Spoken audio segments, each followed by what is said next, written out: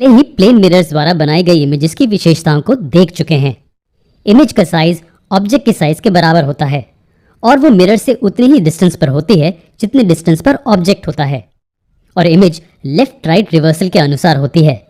इसका मतलब ऑब्जेक्ट का राइट इमेज का लेफ्ट होगा और ऑब्जेक्ट का लेफ्ट इमेज का राइट, और अंत में प्लेन मिरर द्वारा बनाई गई इमेज एक वर्चुअल इमेज होती है। हमने इस सीरीज में पहले ही एक वीडियो देखा है जो रियल और वर्चुअल इमेजेस के बीच का अंतर दिखाता है।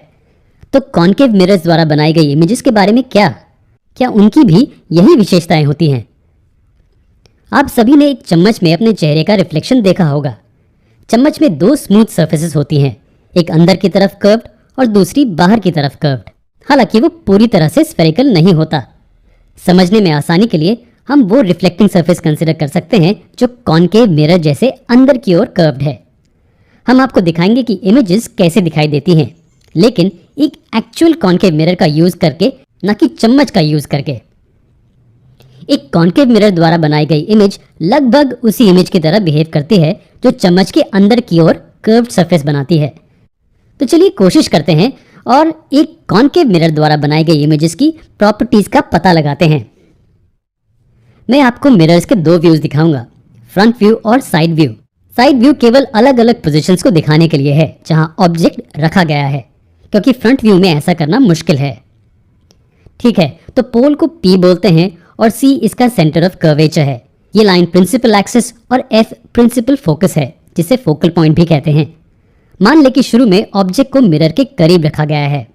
मैं राइट की ओर एक टेबल बनाऊंगा जिसमें 3 कॉलम्स हमें बताएंगे कि ऑब्जेक्ट कहाँ रखा गया है, ऑब्जेक्ट का साइज और इमेज का नेचर, यानी कि इमेज वर्चुअल है या रियल। तो शुरुआत में ऑब्जेक्ट की पोजीशन F और P के बीच है। इमेज का साइज क्या है? हम कॉन्केव मिरर में रिफ्लेक्शन को देखते हैं और इमेज साइज में बड़ी है। हम कहते हैं कि ये इनलार्ज्ड है, यानी कि इमेज के डायमेंशंस ऑब्जेक्ट के डायमेंशन से अधिक हैं। तो हम कहते हैं कि जब ऑब्जेक्ट प्रिंसिपल फोकस और पोल के बीच होता है तो बनी हुई इमेज इनलार्ज्ड होती है, और इमेज अपराइट या इरेक्ट होती है, यानी कि खड़ी होती है। और इमेज के नीचे के बारे में क्या? ये रियल है या वर्चुअल? हाँ, ये एक वर्चुअल इमेज है।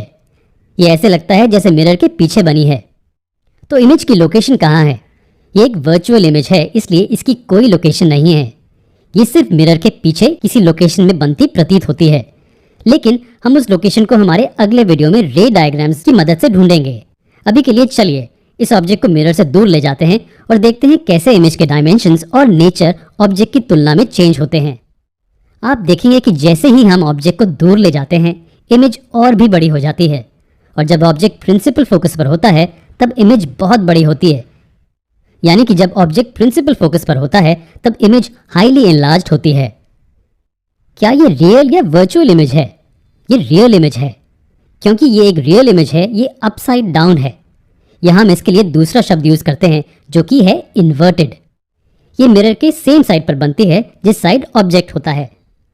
और मानो या ना मानो, जो इमेज बनी है वो इन्फिनिटली दूर है। हम इस पॉइंट को अधिक विस्तार में हमारे आने वाले वीडियोस में रे डायग्राम्स की मदद से बेहतर समझेंगे। जैसे ही हम ऑब्जेक्ट को पॉइंट C की ओर फोकल पॉइंट से दूर ले जाना शुरू करते हैं तो इमेज अभी भी एनलार्ज्ड है, लेकिन साइज कम होता जा रहा है। जी हाँ, यहाँ भी इमेज अपसाइड डाउन है। और इस इमेज का नीचे क्या है? जी हाँ, ये भी रियल इमेज है। इसकी पोजीशन भी रे डायग्राम्स की मदद से हम अगले वीडियो में देखेंगे। जब ऑब्जेक्ट पॉइंट C पर है तो इमेज अभी भी रियल और इन्वर्टेड है, लेकिन अब ऑब्जेक्ट का साइज और उसकी इमेज का साइज सेम है। जी हाँ, इस पॉइंट पर दोनों ऑब्जेक्ट और इमेज सेम साइज के हैं। अब आगे क्या? अगर हम इस ऑब्जेक्ट को पॉइंट C के पार ले जाते हैं तो इमेज रियल और इन्वर्टेड ही रहती है, लेकिन अब इमेज का साइज ऑब्जेक्ट के साइज से कंपेयर किया जाए तो बहुत छोटा है। तो हम कह सकते हैं कि इमेज डिमिनिश्ड है। ये भी एक रियल इमेज है। क्योंकि ऑब्जेक्ट पॉइंट C के पार जाता जा रहा है, इमेज का साइज भी कम होता जा रहा है। क्या होगा अगर ऑब्जेक्ट को इन्फिनिटी पर रखा जाए?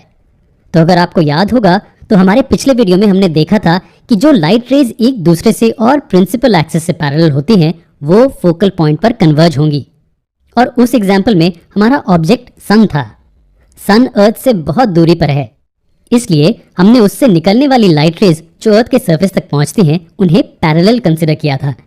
सन की इमेज प्रिंसिपल फोकस पर बनेगी उसी तरह अगर कोई भी ऑब्जेक्ट मिरर से इन्फिनिटली दूर प्रिंसिपल एक्सिस पर है तो उसमें से निकलने वाली सभी रेज एक दूसरे से पैरेलल ट्रैवल कर रही हैं। ऐसा सोचा जा सकता है। रिफ्लेक्शन के बाद वो सभी फोकस पर कन्वर्ज होंगे और इस पॉइंट उस ऑब्जेक्ट की इमेज बनेगी। जी हाँ, ये एक पॉइंट साइज्ड इमेज है। ये एक हाईली डिमिनिश्ड इमेज है और एक रियल इमेज भी है। कुछ समय ले और इमेज की प्रॉपर्टीज को दोबारा देखें। इस टेबल से हम देख सकते हैं कि इमेज वर्चुअल तभी होगी जब ऑब्जेक्ट को फोकल पॉइंट और पोल के बीच रखा जाए, अन्यथा बनी हुई इमेज हमेशा एक रियल इमेज होगी। देखा था, ये टेबल उन प्रॉपर्टीज को रिप्रेजेंट करता है। इमेज की प्रॉपर्टीज इस बात पर निर्भर करती हैं कि ऑब्जेक्ट को मिरर से दूर कहाँ रखा गया है। अगर आपको याद हो तो प्लेन मिरर्स के लिए ऐसा नहीं था। इमेज की प्रॉपर्टी सेम थी चाहे मिरर से ऑब्जेक्ट कितनी ही दूरी पर हो। लेकिन ये केस पिछले वीडियो जैसा नहीं है। इमेजेस की बस एक प्रॉपर्टी है जो हमने अब तक डिटरमिन नहीं की है और वो है इमेज की पोजीशन। चलिए टेबल में एक और कॉलम ऐड करते हैं जो ऑब्जेक्ट की अलग अलग लोकेशंस पर इमेज की पोजीशन रिप्रेजेंट करेगा। जी हाँ, कॉन्केव मिरर द्वारा बनी इमेजेस की ये भी एक प्रॉपर्टी है। ये मिरर से ऑब्जेक्ट के डिस्टेंस के हिसाब से चेंज होगी। हमने इस बारे में आपको पिछले वीडियो में इसलिए नहीं बताया था क्योंकि इन पोजीशंस को रे डायग्राम्स द्वारा पता करना बहुत आसान है। रे डायग्राम्स की मदद से हम इमेज की पोजीशन या लोकेशन आसानी से पता कर सकते हैं।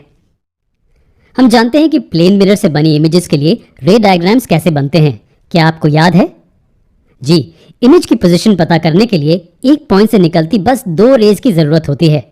अगर हमारे पास एरो हो तो हम उस पर कम से कम 2 पॉइंट्स लेते हैं और पहले उनके इमेज के पोजीशंस ढूंढते हैं और फिर इमेज पर उन 2 पॉइंट्स को जोड़कर हमें एरो की पूरी इमेज मिल जाती है।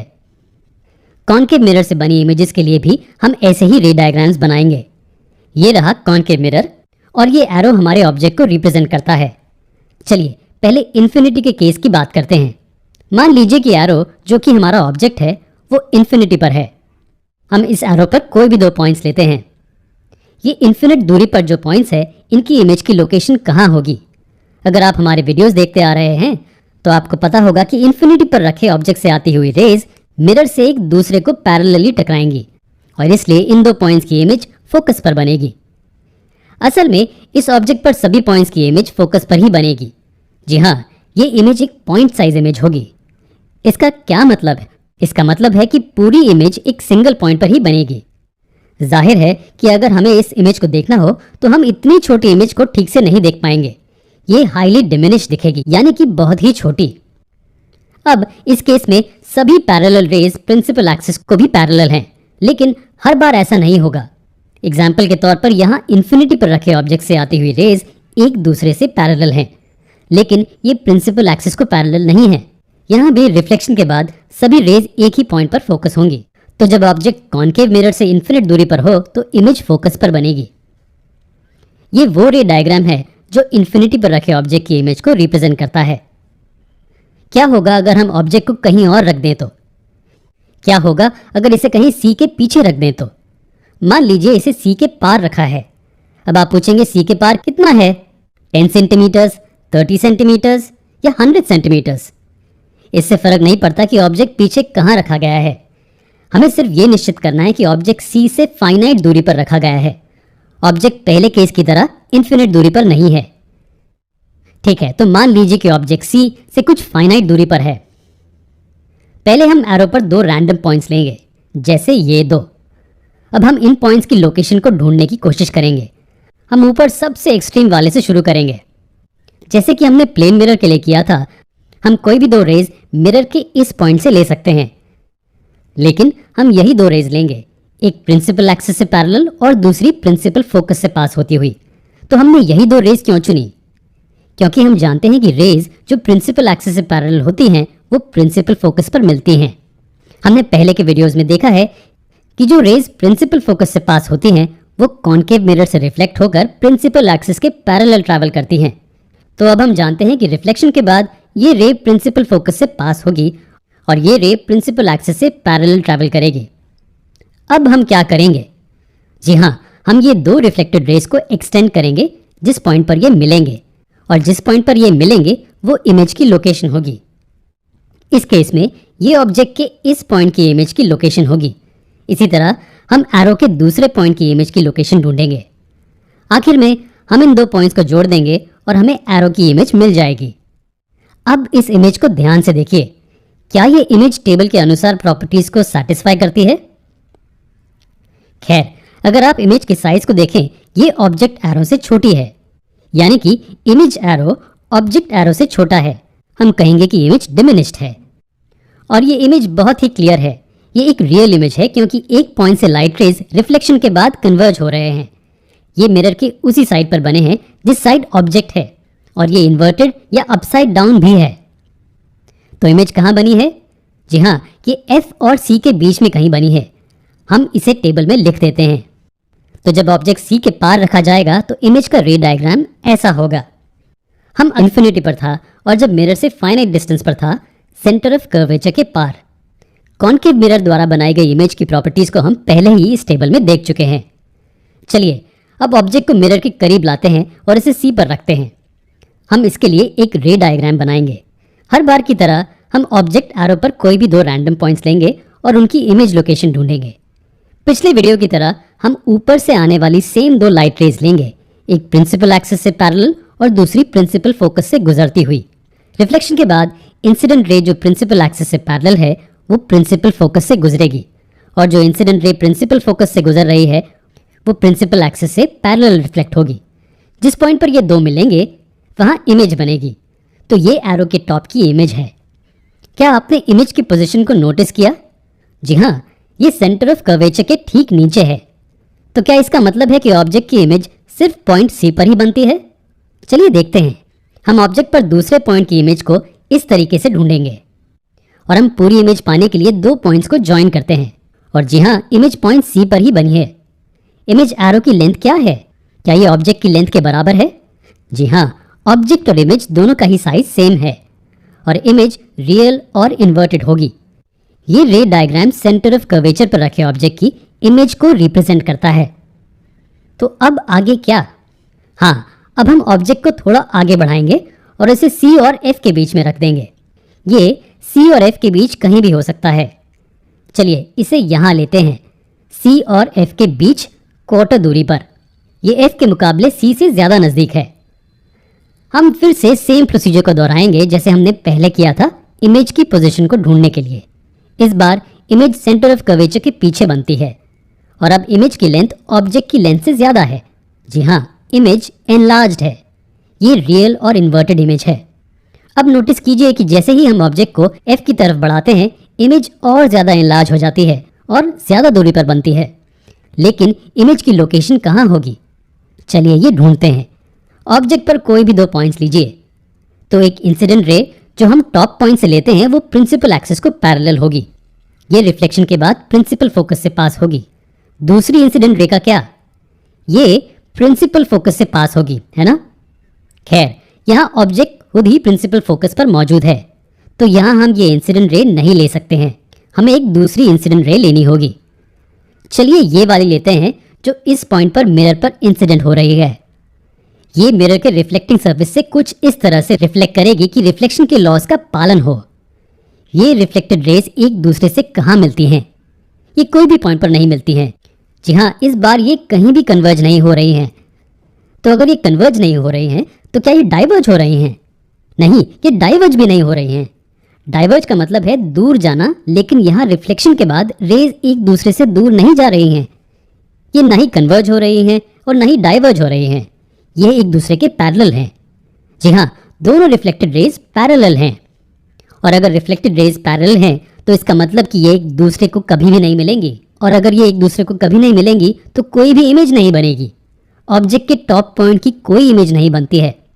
ऑब्जेक्ट पर कोई भी पॉइंट से हम ये कंक्लूड कर सकते हैं कि रिफ्लेक्शन के बाद पॉइंट ऑब्जेक्ट से कोई भी रेज एक दूसरे से पैरेलल ट्रैवल करेंगी, तो कोई भी पॉइंट की इमेज नहीं बनेगी। इसका मतलब है कि ऑब्जेक्ट की इमेज भी नहीं बनेगी। हालांकि हम ये कहते हैं कि इमेज इन्फिनिटी पर बनती है। हाँ, हम ये कह सकते हैं कि ये रेज बहुत दूर कन्वर्ज होती हैं। अगर आपको याद हो तो जब ऑब्जेक्ट इन्फिनिटी पर था, इमेज एक सिंगल पॉइंट पर बनी थी। ये पॉइंट प्रिंसिपल फोकस भी हो सकता है या प्रिंसिपल फोकस के ऊपर या नीचे भी हो सकता है। उसी तरह हम ये कह सकते हैं कि ऑब्जेक्ट जो प्रिंसिपल फोकस पर है उसकी इमेज इन्फिनिटी पर बनती है। ठीक है, चलिए हम ऑब्जेक्ट को थोड़ा और आगे बढ़ाते हैं। टेबल से हम ये देख सकते हैं कि जब ऑब्जेक्ट पोल और प्रिंसिपल फोकस के बीच में होता है तो जो इमेज बनती है वो वर्चुअल होती है। हम ये जानते हैं कि वर्चुअल इमेजेस क्या होती हैं। वर्चुअल इमेजेस तब बनती हैं जब रिफ्लेक्टेड रेज डाइवर्ज होती हैं। यहाँ भी कॉन्केव मिरर से रिफ्लेक्शन के बाद रेज डाइवर्ज हो रही हैं। वर्चुअल इमेजेस कहाँ बनती हैं? क्या ये मिरर के पीछे बनती हैं? वर्चुअल इमेजेस कहीं भी नहीं बनती, ये सिर्फ मिरर के पीछे बनती हुई प्रतीत होती हैं। मिरर का ये रिफ्लेक्टिंग सरफेस लगभग सारी लाइट वापस रिफ्लेक्ट कर देता है और कोई भी लाइट पीछे नहीं पहुंचती है। ये सिर्फ हमारा परसेप्शन है। तो चलिए इस इमेज के लोकेशन को परसेप्चुअल लोकेशन या परसेप्चुअल पोजीशन कहते हैं। चलिए इमेज के इस परसेप्चुअल पोजीशन को ढूंढते हैं। हम ये कैसे करेंगे? जैसे कि हमने प्लेन मिरर्स के केस में किया था, हम रिफ्लेक्टेड रेज को पीछे की ओर बढ़ाएंगे और वो पॉइंट जिस पर ये मिलते हैं वो हमारे लोकेशन है। हम पूरी इमेज पाने के लिए इन दोनों पॉइंट्स को ज्वाइन करेंगे। जैसे कि आप क्लियरली देख सकते हैं, इमेज के डायमेंशंस ऑब्जेक्ट के डायमेंशन से बड़े हैं और ये इन्वर्टेड नहीं है क्योंकि ये एक रियल इमेज नहीं है। रियल इमेजेस हमेशा इन्वर्टेड होती हैं और वर्चुअल इमेजेस हमेशा अपराइट होती हैं। तो ये था वो रे डायग्राम जो इमेज को रिप्रेजेंट करता है जब ऑब्जेक्ट F और P के बीच में होता है। तो हमने देखा कि इमेजेस कैसे बनती हैं जब ऑब्जेक्ट को इन्फिनिटी से मूव करके मिरर की तरफ ले जाया जाता है। हमने जो पढ़ा है उसे रिव्यू करने के लिए चलिए प्रोसेस को रिवर्स करते हैं। अब जब हम ऑब्जेक्ट को मिरर से दूर लेकर जाते हैं तो हम जानते हैं कि इमेज इनलार्ज हो जाएगी और जब ऑब्जेक्ट प्रिंसिपल फोकस पर होगा तो इमेज हाईली इनलार्ज होगी। और जैसे ही हम पॉइंट C के नजदीक जाते हैं तो इमेज का साइज कम हो जाता है, लेकिन ये अब भी ऑब्जेक्ट के साइज से बड़ा है। पॉइंट C पर इमेज और ऑब्जेक्ट के साइजेस इक्वल हैं और पॉइंट C के पार इमेज डिमिनिश हो जाती है और जब ऑब्जेक्ट इन्फिनिटी पर होता है इमेज पॉइंट साइज्ड हो जाती है। हम आशा करते हैं कि कॉन्केव मिरर्स द्वारा बनी इमेजेस की प्रॉपर्टीज आपको क्लियर हैं। अगले वीडियो में हम कॉन्वेक्स मिरर्स के बारे में बात करेंगे।